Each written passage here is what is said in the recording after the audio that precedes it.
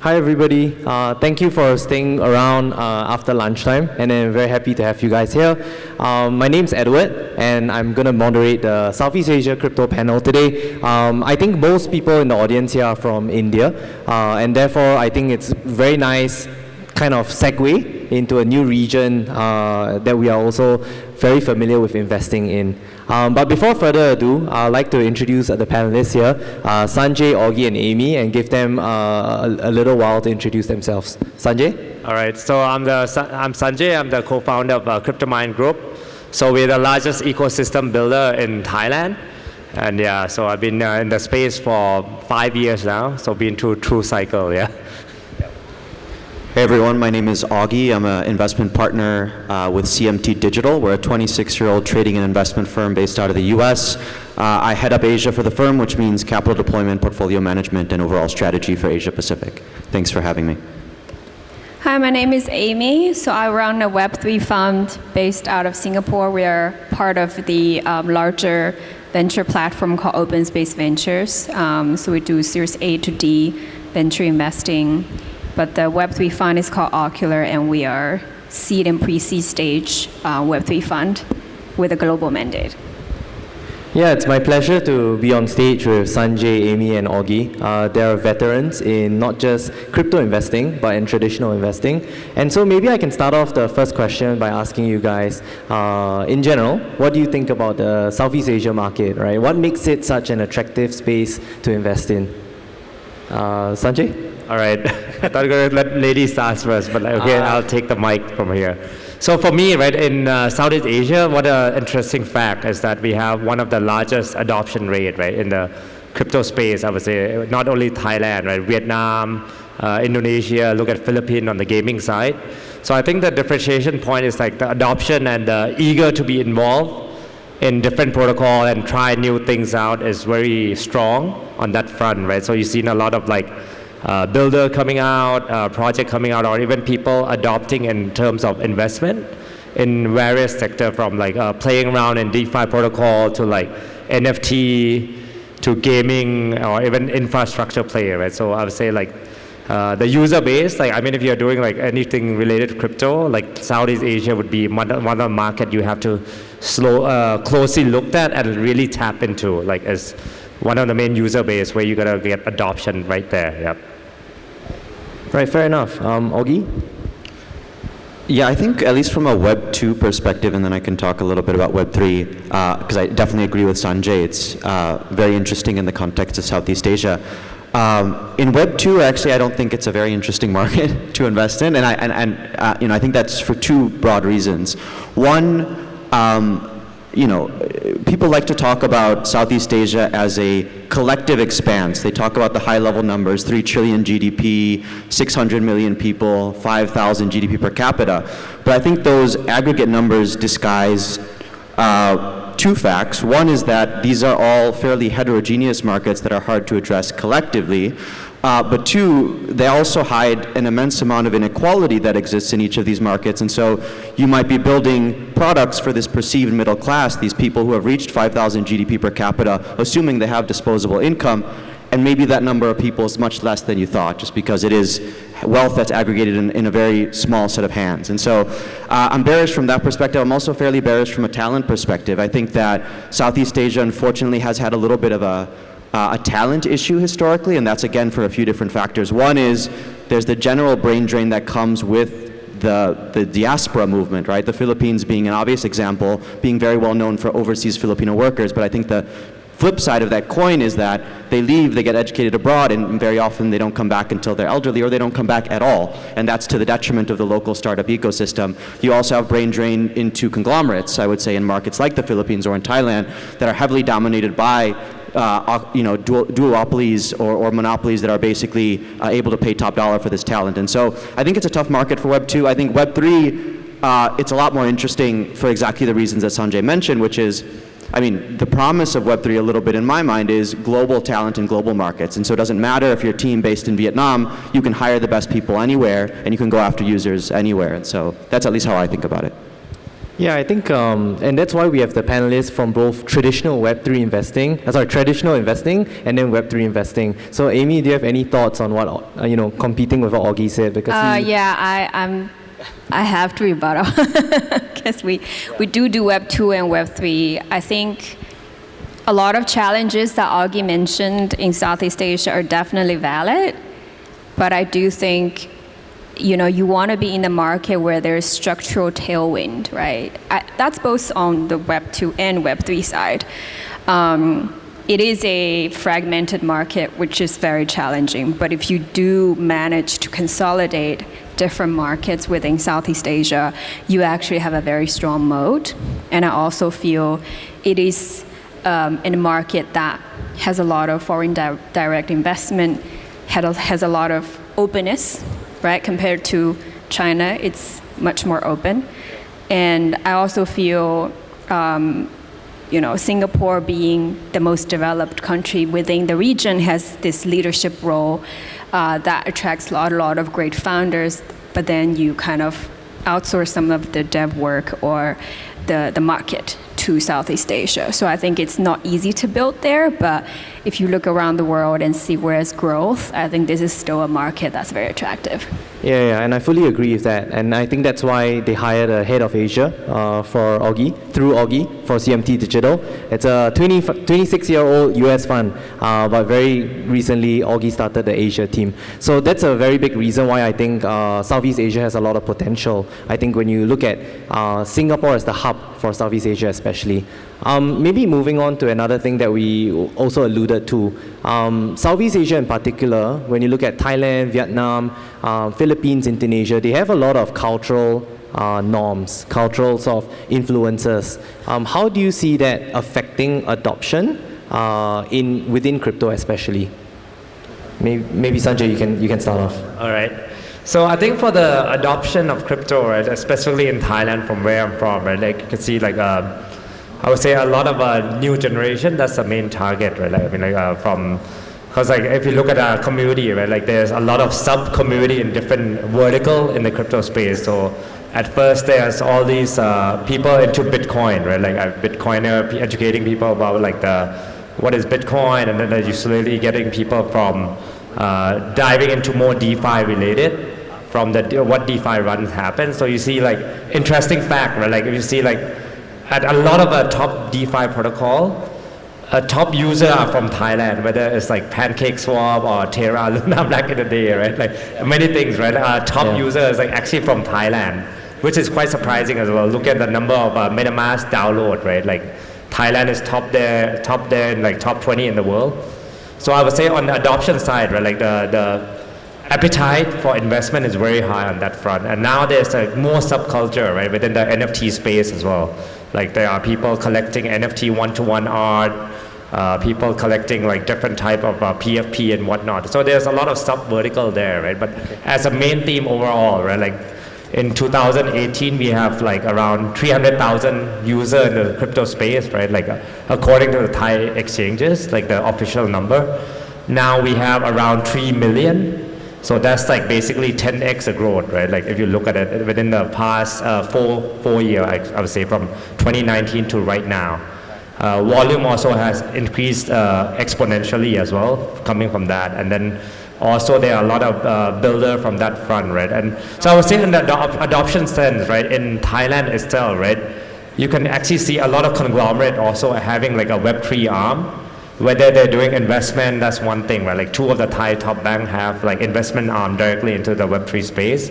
But on the other hand, right, like there are some company doing a project related to Web3, but like mainly more on the consumer front, right? Whether they're doing their own chain, their own NFT, and creating kind of loyalty engagement. So I would say like it's pretty interesting to see, right? Compared to other countries, which I feel Thailand has the edge on that, right? Like they're very forefront, and like I think they feel that they kind of missed out in the whole startup boom that happened. So in the Web3, they really have to like push something, when the internet boom happened, like Thailand was completely left out. So I would say corporate in this age, right? They're like very eager to push and explore more in the Web3 space. Yep. Yeah, great point, great point. I think we see a lot of that, and that's why we spend a lot of time in Thailand as well. So we at Hashed, we actually started a venture builder model with one of the largest banks in Thailand to be able to expose ourselves more to the Thailand market. Anything you're seeing on your side, Augie, in terms of cultural adoption? No, I agree with everything that has been shared. I think just to add a few more points. Certainly Southeast Asian countries in general, just like many East Asian countries, I would say, has a very high affinity for gambling and speculation, which obviously is a very natural fit in many ways with crypto and tokens. And so I'll leave that for what it is. I think another one is, another thing special about Southeast Asia culturally is that it has the highest penetration and consumption of content and digital media, gaming, etc. That's one of the most standout things about it, is the fact that people in some of these countries are spending 8 to 10 hours a day on their phones, which is incredible, and also a very big opportunity, I think, if you're aiming to build products, crypto games, etc., looking after that segment. The third, I would say, which is frankly maybe a bit more of a global trend, but also fairly relevant in Southeast Asia, is the creator and influencer economy more broadly is very much alive and well in Southeast Asia. Like, I, as like a rising boomer, don't really get it, but honestly, like, the role that these nano influencers on Instagram with 20K followers play in the lives of these Gen Z cohorts, I find incredible. It's basically like their role model, helping them decide what to buy, what to eat, and how to live. And I think that's relevant for crypto from a go-to-market perspective, but also it's very interesting if you're building products aimed at that category. So those are a few thoughts that I have. Yeah, thank you very much. I think something Augie talked about the social sector, is also something that we're spending a lot of time on, and I think the fellow VCs on the panel will also agree on. Amy, anything you're seeing on your end? I feel like culture, maybe like the things that the other two panelists mentioned are quite obvious, but to me it's more about like government regime, ethos, right? Socioeconomic structure. So from like a government regime ethos, I feel crypto itself is more pro-democracy, individual rights, sovereign individuals, right? So that actually speaks to more of what the US is embracing. So that's why you see a lot of the top like ideas, innovations, cutting edge models coming out of the US. And China, on the other hand, is more authoritarian. So I think the Chinese entrepreneurs are more focused on executing these ideas instead of having, groundbreaking ideas just because of the regime has influence over how they behave and how they think. Another thing is socio-economic reality. I feel war and uncertainty generally have people become more receptive towards crypto, right? The Russian-Ukraine war basically has seen a lot of adoption on Bitcoin and crypto side. So I do think like uncertainty is something that does play a huge role. Another thing is the monetary policy and also just the economy itself, right? You see a lot of countries in Latin America, in Africa, also in Central Asia, like Turkey, which is experiencing very high inflation. I think Argentina probably has like 300% inflation, right? They are very willing to adopt crypto, use like stablecoin as payment, as means of preserving their personal wealth. So I do think these are probably, to me, stronger influence over why somebody from, let's say, an African country who barely knows any technology could be so receptive or willing to adopt something so novel just because of these huge factors out there. Yeah, really helpful feedback. I think you spoke about stable coins, you spoke about payments, and that's a very big segue into something else that's also on my mind, right? Like, we see Southeast Asia as being one of those regions with a very big underbanked population, right? Philippines, Indonesia again, like Thailand, right? Sanjay will be able to share more. How do you see this dynamic of underbanked relating to a field of finance? And you can talk about DeFi, you can talk about payments, remittances. Just want to have an idea of what you guys think about the market. Maybe I can start with Augie to switch things around. No, I mean, I struggle with this one a little bit just because I think conceptually it has always made sense, right? Conceptually, if crypto in part is about creating a parallel financial system, you would expect where that system will have greatest PMF is where the existing system is most broken, which is places like the Philippines, where 80% of the population is unbanked. Not necessarily places like the US, where I have maybe 5 credit cards and 3 bank accounts. That conceptually makes sense. I think the challenge has for me a little bit been when you go a level deeper, a lot of problems surface, right? One is, these are the lowest socioeconomic bands within the country. Maybe they have a smartphone because smartphone penetration is very high, but it's probably a prepaid, not a postpaid plan. They don't have load. They'll use Facebook services because they're free. So how do you reach these customers? How do you get them to use your product? They have no trace in the financial system, so there's no credit score. How do you underwrite this cohort? How do you retain them? How do you deal with fraud, right? I think all of these execution-related challenges is what, in my opinion, has prevented this very solid thesis from really manifesting itself in real traction thus far. That's not to say, we continue to invest alongside this thesis, backing founders who are trying to do this. I just think it's very, very difficult. And to use an example maybe closer to home, there's other opportunities out there when it comes to finance in my mind, like Cred, the Indian company, the fintech company, Kunal Shah's business, I think is very similar, but almost the opposite, where, I think when that business started, everyone was pitching this bank the unbanked thesis here in India. And I think his thesis was something different. He said, I don't think I'm going to do that. I'm going to go after mass affluence because over here, that's a very tough customer segment to get after, and it's very unprofitable to serve. I think that mass affluents are also underserved, and I'm going to go after them. And he's built, thus far, a very interesting business around it. And so those are the few thoughts that I have. Okay. Sanjay, anything you want to add for the field of finance? So I think for Thailand, what I'm seeing, right, underbank is one sector that we see, right, but the adoption with the Web3 side of the underbank, I wouldn't say is there yet, right, because a lot of a roadblock for them, like Augie mentioned, right, to actually use or open the wallet is still nothing can beat the Mormon test at the moment, right? It's still very difficult for normal people to get access to that. So what I'm seeing more on this side of things is more on the democratization of wealth, which means that we see that there are new opportunities for younger people to invest in a small, lesser amount, I would say, and have access to different vehicles that they can access to. So what that means is that if you look at the Thai stock market, right, performance within the last 5, 7, 10 years, right? If you look at it for yourself, what are the most innovative stocks there? There's probably none.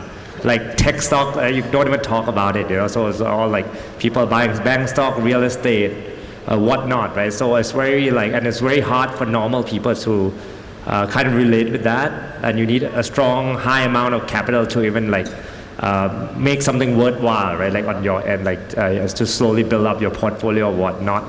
So I would say crypto kind of is a sweet spot for the newer generation of people who want to have access to opportunity, I would say, whether through DeFi, whether through airdrop farming, or even investing in some new protocol that is coming out, right, for longer term. Or you can call it speculate as well, but it kind of gives them opportunity to do that, I feel. Yeah.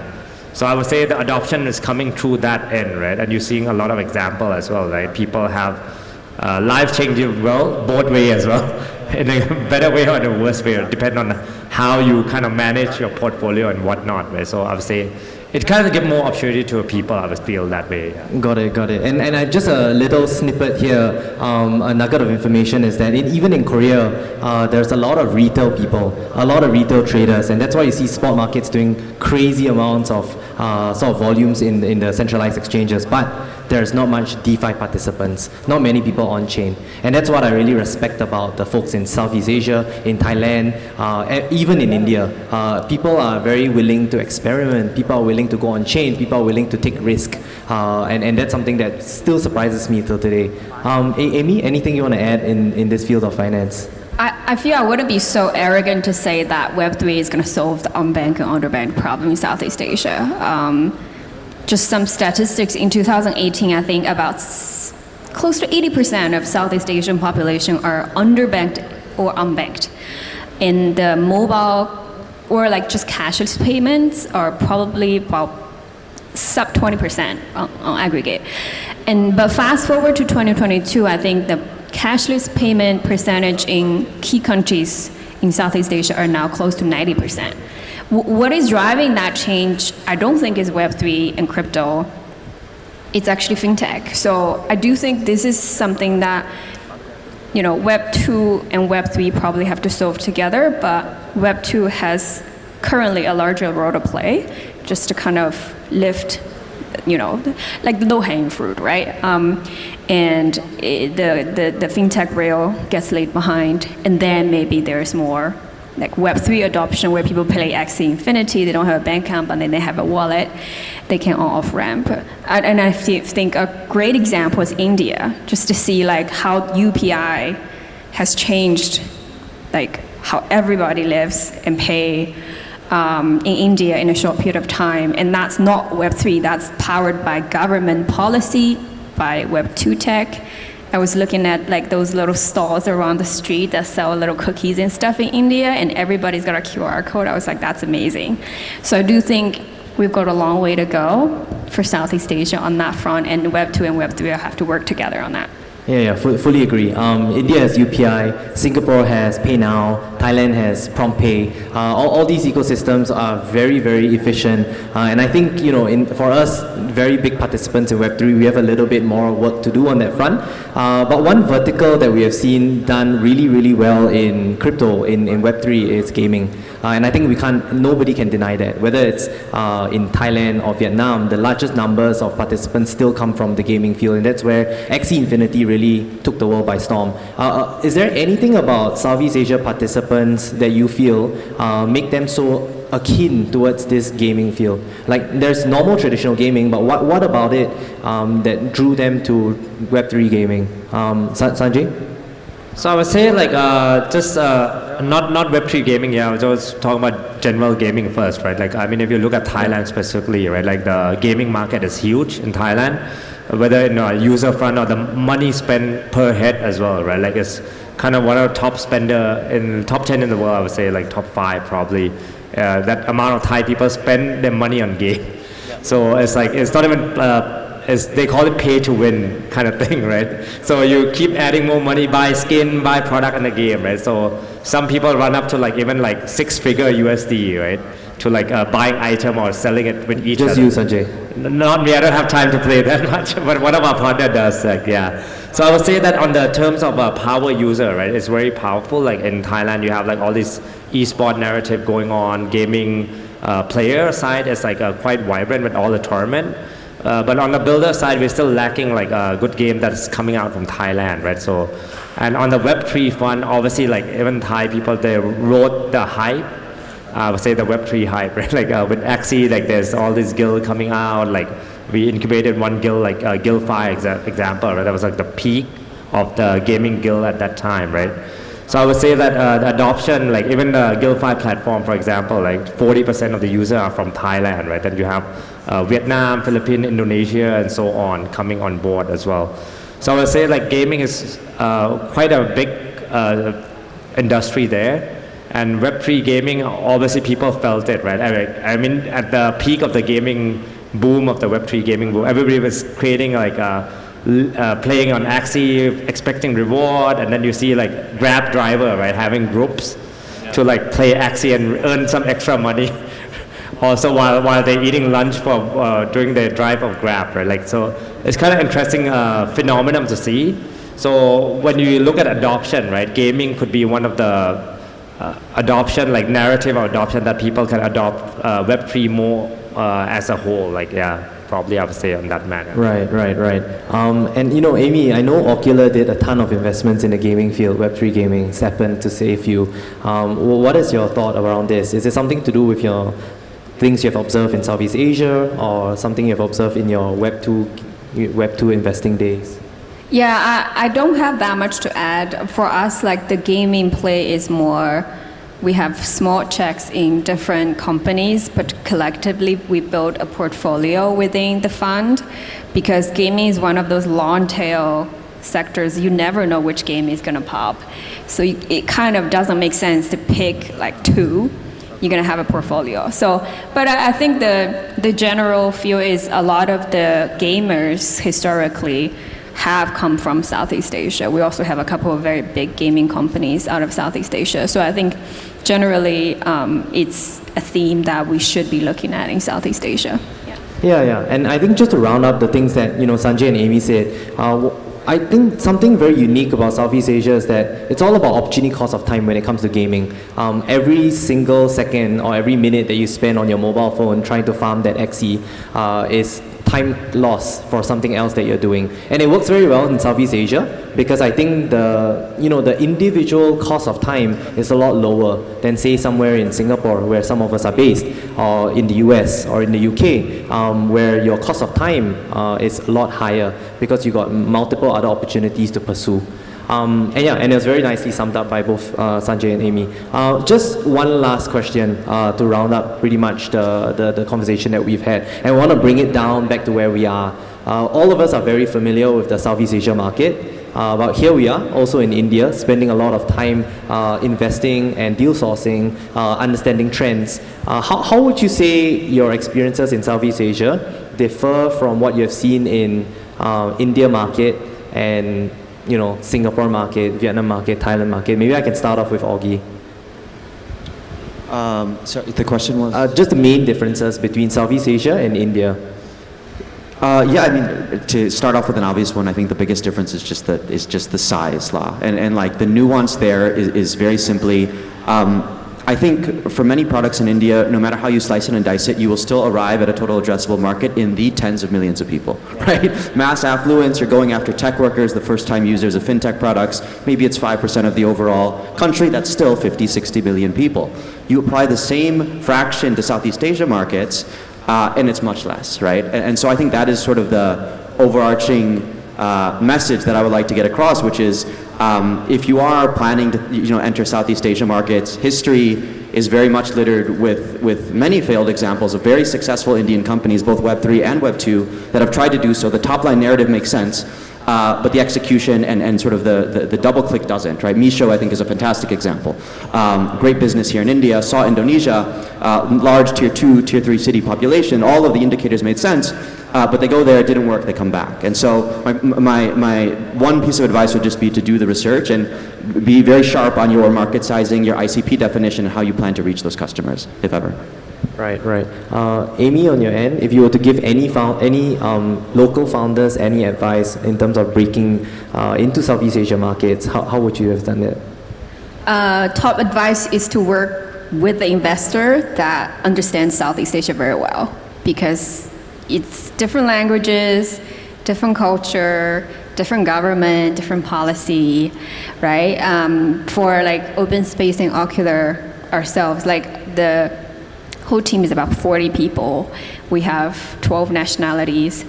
And in the Ocula team itself, we have people from Thailand, from Philippines, right, from Taiwan, and we speak different languages. So it's just really essential to kind of be localized. Otherwise, you really don't know who you're dealing with. I'm sure it's the same in India, right? So I think it's something that you all understand very dearly. And I do think Southeast Asia is generally very open for business.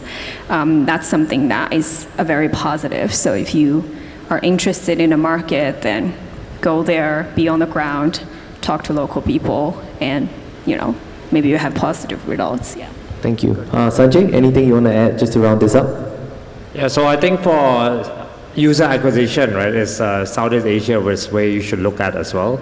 But from what I'm seeing with the vibe I get from attending India Blockchain Week, I feel like a lot of locally Indian here, right, like there are a lot of strong builder community that I see is like very different from what I see in Thailand. In Thailand it's like we don't have this much builder, and like everybody is hustling, really want to get to know you, and like really pushing their product, and also want to talk to, very engagement. So the energy here has been quite immense, I would say.